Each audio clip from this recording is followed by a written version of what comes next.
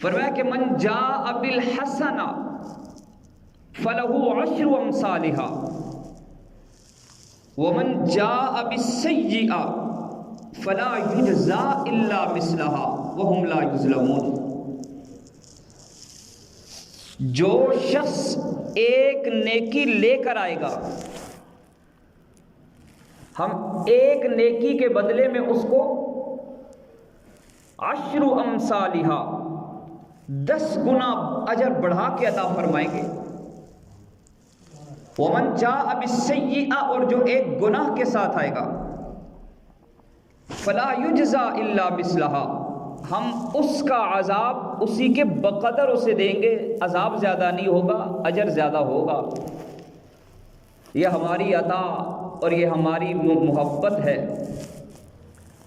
وَهُمْ لَا يُظْلَمُونَ، کسی پہ ظلم نہیں کیا جائے گا۔ قرآن نے یہ نہیں کہا کہ جو نیکیاں کر کے آئے گا ہم اسے اجر دیں گے۔ قرآن نے یہ بھی نہیں کہا کہ جو گناہ کر کے آئے گا ہم اسے عذاب دیں گے۔ نیکی کرنا اور ہے،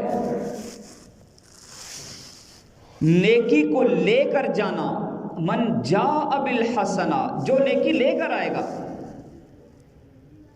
لے کے جانا اور ہے۔ میں آپ کو پیسے دوں اور کہوں کہ جا کے بازار سے چینی لے، آپ چینی لے لیں شاپر پہ، لیکن وہ پھٹا ہوا ہو، اور جب آپ میرے پاس لے کر آئیں تو وہ ساری گر چکی ہو۔ آپ نے عمل کیا تو ہے، لیکن عمل لے کر آپ نہیں آئے ہیں، اس پہ جزا نہیں ہے۔ نیکی کرنے والے بہت ہیں۔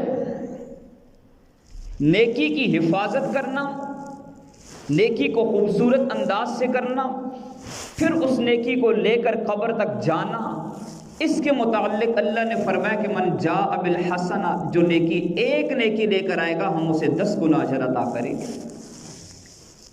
اور جس نے گناہ کیا، گناہ کرنا کوئی برا کام نہیں ہے، ہوگا، عصمت نبوت کا خاصہ ہے، حفاظت صحابہ کی ہے، امتی سے تو گناہ ہوگا۔ اور اللہ کے نبی صلی اللہ علیہ وسلم نے فرمایا کل بنی آدم خطاء، ساری بنی آدم گناہ کرے گی، وخیر الخطائین التوابون، بہترین گناہ گار وہ ہیں جو اپنے گناہوں پہ اللہ کے حضور ندامت کے آنسو بہا کے توبہ کرنے والے ہیں۔ گناہ ہوگا، اگر گناہ کے بعد اس گناہ کا اصرار رہا، اس گناہ کے جذبے دل میں پلتے رہے، اس گناہ پہ زندگی گزرتی رہی، اس گناہ کو ساتھ لے کر قبر میں چلے گئے، فرمایا کہ ومن جاء بالسیئہ، جو ایک گناہ لے کر آئے گا ہم اس کے بقدر اسے اس کا عذاب دیں گے۔